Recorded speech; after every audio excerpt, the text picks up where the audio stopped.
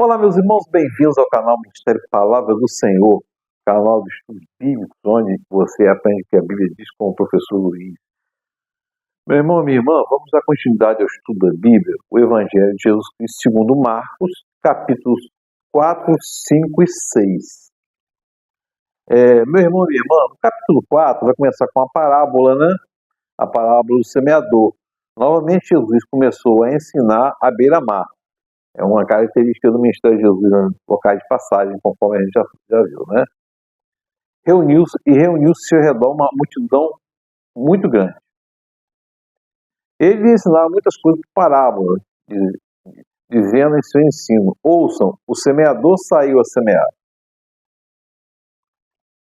Enquanto lançava a semente, parte dela caiu à beira do caminho e as aves vieram comer. Parte dela caiu em terreno pedregoso, onde não havia terra.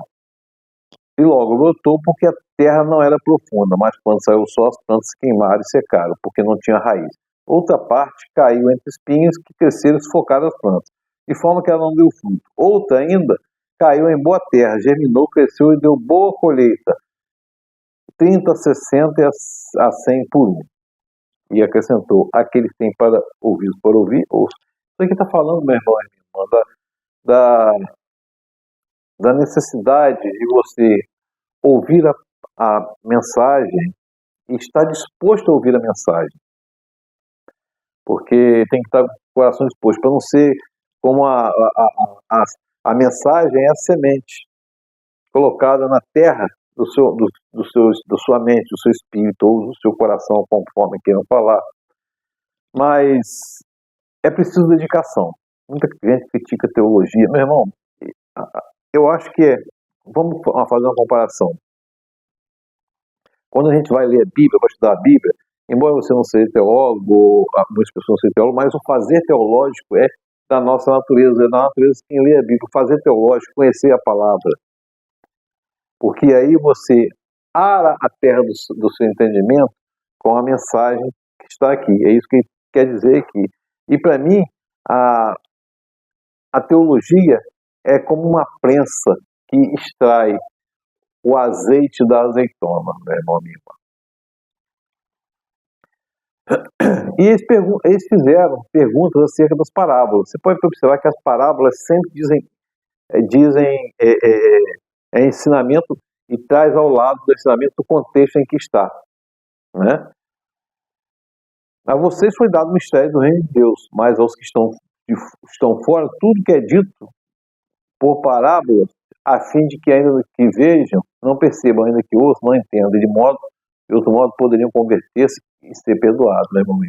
Então, a sinceridade do coração e a iluminação do Espírito Santo é que faz a pessoa entender a mensagem, entender a parábola. A gente já viu que parábola é uma forma de ensino, né? Jesus também fala nesse sentido aqui, mistério que era antes desconhecido e está dando a conhecer aos apóstolos, né? E é proclamado a todos, né? Mas somente os que têm fé compreendem. Antes de tudo, é preciso ter fé, né? A candeia, vou falar da candeia. Ele diz: quem traz uma candeia para ser colocada debaixo de uma vasilha ou debaixo de uma cama? Candeia é um tipo de lâmpada, né, que era com azeite para poder iluminar, né? Acaso não coloca no lugar apropriado, porque não há nada oculto que não será revelado, e nada escondido não seja trazido à luz. A quem tiver, mais lhe será dado, mas quem não tiver, até o que tem será tirado. E aqui, meu irmão, é interessante observar isso aqui, porque as certezas que os religiosos tinham é tirada com o ensino de Jesus, tá? E quando ele fala da vasilha aqui, está observando o ambiente, porque você não coloca uma luz no chão ou do lado, coloca em cima, porque a luz tem duas características, penetração e irradiação. Coloca para irradiar o ambiente. Por isso é que a candeia está aqui. A candeia representa a luz do Evangelho, colocada para que todos vejam a luz. E vai falar da parábola da semente, meu irmão, minha irmã. Somente Marcos existe essa parábola aqui, da semente. Enquanto a parábola do semeador ressalta a importância do solo apropriado, né, para o crescimento da semente e o sucesso da colheita, aqui se ressalta o poder misterioso da própria semente. Né? A semente é um mistério, porque ela germina lá. Ele prosseguiu: o reino de Deus é semelhante ao homem que lança a semente sobre a terra. Noite e dia, estando dormindo acordado, a semente germina, cresce, embora não saiba. A terra por si só, a terra por si própria, produz o grão. Primeiro o talo, depois a espiga. Então o grão cheio na espiga. Logo que o grão fica maduro, o homem lhe passa a foice porque chegou a colheita. Então, meu irmão, quem está falando aqui, porque o evangelho, a gente pode considerar isso aqui como a parábola do fermento lá que leva da massa. O evangelho, ele cresce, é uma semente que cresce no coração disposto da terra, é como a massa levedada, ela cresce, enche, cresce e ocupa todo o espaço. Né? O grão aqui, que enche a espiga, você pode representar muito bem a humanidade. O grão de cada pessoa sendo atingida pelo evangelho vai se multiplicando. Né? E eu vou falar também aqui, repetindo, tem lá em Mateus 13:31 e Lucas 13:18-21, a parábola do grão de mostarda. Novamente ele diz: com o que compararemos o reino de Deus? Com essa parábola, como usaremos qual parábola para descrever? Está perguntando. É como um grão de mostarda, que é a menor das sementes, semente pequenininha, né? Que se planta na terra, e no entanto, uma vez plantado, cresce e se torna maior que todas as hortaliças. Com muitas parábolas semelhantes, Jesus já anunciava a palavra, tanto que podiam receber. Quando podiam receber. Não lhes dizia nada sem usar alguma parábola, porque Jesus estava sendo didático, ensinando com o que tinha na mão. Jesus era um grande professor, um grande pedagogo, ensinando com o que tinha na mão, meu irmão, minha irmã. Então, a parábola, essas parábolas aqui juntas, elas dão uma uniformidade à expansão do evangelho, à necessidade da fé e do coração disposto. Né? E logo depois a gente vai ver Jesus acalmando a tempestade. Naquele dia, ao anoitecer, disse Jesus aos seus discípulos: vamos para o outro lado. Deixando a multidão, outro lado, ele saiu do território da Galiléia e foi para até a região dos Gesarenos. Né? Deixando a multidão, o levaram no barco, assim como estava. Os outros barcos também acompanhavam. Levantou-se um forte vendaval e as ondas se lançavam sobre o barco, de forma que ele se enchia. Jesus estava na popa, dormindo com a cabeça sobre um travesseiro. Os discípulos o acordaram: mestre, não te importa que morramos? Lógico que Jesus devia estar pegando água lá, os pingos de água, né? Mas Jesus estava tranquilo. Ele se levantou, repreendeu o vento e disse ao mar: aquiete-se, acalme-se. O vento se aquietou e acalmou, e fez completamente bonança.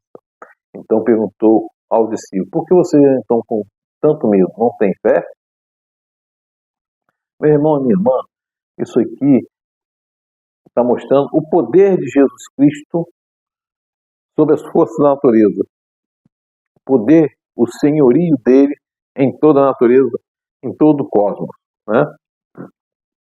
E aí, Jesus chegou na região dos Genesarenos. Tem a passagem famosa lá, né?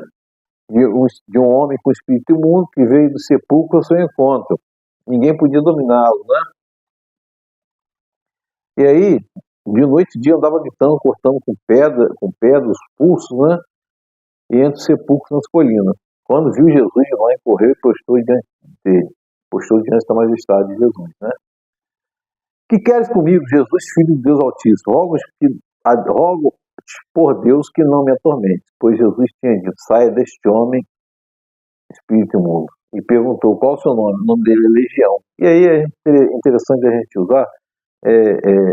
Jesus usou uma linguagem muito contundente aqui, né? E muito contundente, embora o apelo a Deus fosse irônico por parte um tipo de ironia por parte da legião dos demônios, né? Ele, legião, quando fala, é porque uma legião romana consistia em 6.000 homens. E aqui faz supor que ele era possesso por muitos demônios, né? Muitos espíritos imundos, né? E pediram, tinha perto uma grande manada de porcos, né? Os porcos não eram criados na região de Jerusalém, mas estavam na região de Gadara, né? Por quê? Porque o porco é considerado na lei judaica um animal imundo, não simplesmente por uma questão de religião, mas uma questão de saúde pública, né? Questão da tenisa, questão da cisticercose, né? E Jesus deu permissão para os espíritos imundos saírem e entrarem nos porcos. A manada de cerca de 2.000 porcos se atirou no precipício em direção ao mar e nele se afogou, meu irmão. E a gente vai ver agora o poder de Jesus sobre a doença e a morte. Tendo voltado de barco para outra margem, uma grande multidão se reuniu ao seu redor. Quando ele fala voltou para outra margem, margem oeste, que talvez Cafarnaum, tá? Uma grande multidão se reuniu ao seu redor enquanto ele estava à beira do mar. Chegou ali um dirigente da sinagoga chamado Jairo, vendo Jesus, prostrou-se aos seus pés e implorou insistentemente: minha filhinha está morrendo, vem, por favor, e impõe a mão sobre ela para que seja curada. Jesus foi com ele, e grande multidão seguia, né? Grande multidão estava seguindo Jesus. E ali atrás, naquela multidão, tinha uma mulher que tinha 12 anos que ela vinha sofrendo com hemorragia. Naturalmente, deve ser alguma hemorragia ginecológica, né? E gastou todo o dinheiro com vários médicos e nada tinha resolvido, não tinha mais nada para fazer, né? E ela só iria piorando. Quando ouviu falar de Jesus, chegou por trás dele, no meio da multidão, tocou no seu manto. Primeiro ela teve fé, tocou no manto e ela foi curada. Porque ela disse: se eu somente tocar no seu manto, serei curada. Imediatamente cessou a hemorragia e ela sentiu o seu corpo que estava livre de sofrimento. No mesmo instante, Jesus que dele, percebeu que dele havia saído o poder e virou-se para a multidão: quem tocou meu manto? Respondeu seus discípulos: vê a multidão aglomerada ao redor e ainda pergunta quem tocou em mim? E a mulher ficou sabendo o que tinha acontecido, aproximou dele, né, com muito medo, né? É uma mulher que não tinha voz ativa naquela época e nem tinha essa penetração social toda, né? Contou-lhe a verdade, então ele disse: filha, a sua fé te curou, vai em paz, fique livre do seu sofrimento. O grande problema nosso, meu irmão, é que a gente duvida antes de ter fé e quer buscar alguma coisa sem que consultar a Jesus se aquilo é bom para a gente. Mas a gente primeiro tem que consultar com fé, não consultar com dúvidas, né? E aí chegaram algumas pessoas, falaram para o dirigente da sinagoga: Jairo, sua filha já morreu, não incomode mais o mestre. E aí, meu irmão e irmã, Jesus disse ao dirigente da sinagoga: não tenha medo, então somente creia. E não deixou ninguém segui-lo. Levou Pedro, Tiago e João, irmão de Tiago, né? Chegaram na casa do dirigente, Jesus viu um alvoroço muito grande, muita gente chorando, lamentando em alta voz, né? Lá naquela época também tinha as carpideiras. O que eram as carpideiras? Eram as pessoas contratadas para chorar em um velório, em um funeral, tá? E aí chegaram lamentando, e ele entrou e disse: por que todo esse alvoroço lamento? A criança não está morta, mas dorme. E todos começaram a rir de Jesus, duvidaram de Jesus. Mas Jairo estava ali firme, né? E assustado, naturalmente, e sofrendo, né? Imagina, meu irmão, perder um filho. E aí ele, porém, ordenou que saísse, tomou consigo o pai da criança, a mãe da criança e os discípulos que estavam com ele. E entrou e tomou pela mão e disse em aramaico. Aqui, nesse evangelho de Marcos, é o único que conserva o idioma aramaico nesse capítulo aqui. Talita cumi, quer dizer, significa menino, ele ordena: levante-se. Talita, então, quer dizer menino, né? Levante-se. E ela levantou e começou a andar. E a gente vai ver Jesus saindo e foi para a sua cidade, né? Quando chegou no sábado lá, começou a ensinar na sinagoga, e muitos ouviram e ficaram admirados. De onde vem essas coisas? Que sabedoria é essa? Esse milagre não é o carpinteiro, filho de Maria, irmão de Tiago, José, Judas, Simão? Não estão aqui conosco suas irmãs? Ficavam escandalizados. E aqui precisa entender que Jesus não era carpinteiro e José não era carpinteiro. José era uma espécie de pedreiro, vem de arquitecton, era um construtor, um tipo de construtor, tá? Arquitetura é do grego, arquitecto, de construção, de construtor, tá? E aí, Jesus diz: só em sua própria terra, seus parentes, em sua própria casa, um profeta não tem honra. Não pôde fazer nenhum milagre, exceto impor a mão sobre alguns doentes e curá-los. E Jesus vai enviar os 12. Jesus enviou os 12 deu-lhe poder sobre o espírito do mundo e disse: não leve nada para o caminho, nem bolsa, nem cinto, nem dinheiro, nem nada. Dependam única e exclusivamente de Deus. Isso era uma forma de também Jesus levá-los a obedecer. E está totalmente na dependência de Deus, na provisão de Deus, porque Deus é o provedor e a própria provisão. Por isso que o Senhor é meu pastor e Ele não me falta. Porque se a gente for falar, o Senhor é meu pastor e nada me faltará, se nada te falta, o que é o tudo? Deus justamente é o tudo, né? E a gente vai ver João Batista decapitado, o rei Herodes, né? E aqui Marcos usa de forma irônica o título de rei, que Herodes na verdade era só o tetrarca, né? Ouviu essas coisas, pois o nome de Jesus deve se tornado bem conhecido. Algumas pessoas estavam dizendo João Batista ressuscitou do morto, por isso estão operando nele poderes miraculosos. Aqui havia essa questão aqui mística, né? Porque ele casou com Herodias, mulher de Filipe, seu irmão. Herodias o odiava e queria matá-lo, né?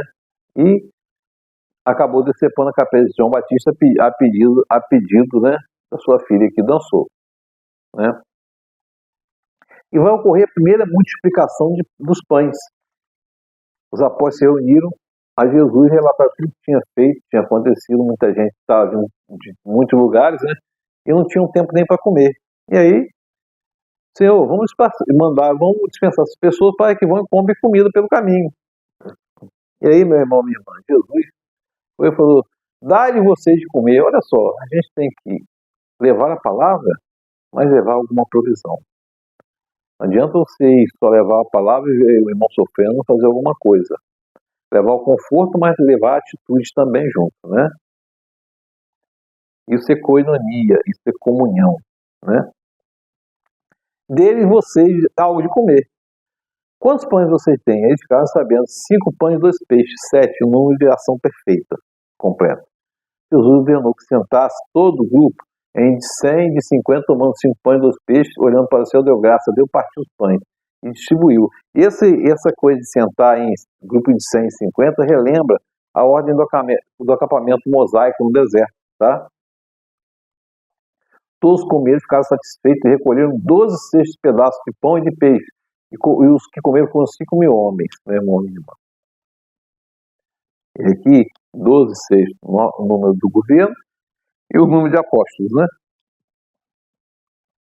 E era comum naquela época, meu irmão, as pessoas levarem alguma coisa para carregar esse pedaço de pão e peixe, fazer parte da indumentária, na verdade. E aqui a gente vai ver Jesus desafiar as leis newtonianas, né? Jesus vai andar sobre as águas. Logo em seguida, entrasse no barco, foram adiante dele para Betsaida. Enquanto ele se despedia da multidão, tendo se despedido, subiu ao monte orar e ficou orando. Alta madrugada, né? Alta madrugada, Jesus dirigiu-se lá por 3 horas da manhã, Jesus dirigiu-se andando sobre o mar, estava a ponto de passar por eles, quando o viram andando sobre o mar, pensaram que fosse um fantasma. Outra coisa é a questão do misticismo aqui, né? Então gritaram, pois todos o tinham visto e ficaram aterrorizados, mas Jesus imediatamente disse: coragem, sou eu, não tenho medo. E subiu no barco para junto deles. E o vento se acalmou e eles ficaram atônitos, né, meu irmão? E ficaram atônitos porque também não tinham entendido o milagre da multiplicação dos seus pães, dos pães. O coração deles ainda estava endurecido, meu irmão. Que o nosso coração não esteja endurecido para percebermos as maravilhas de Deus e a salvação de Jesus Cristo na nossa vida. Deus nos abençoe.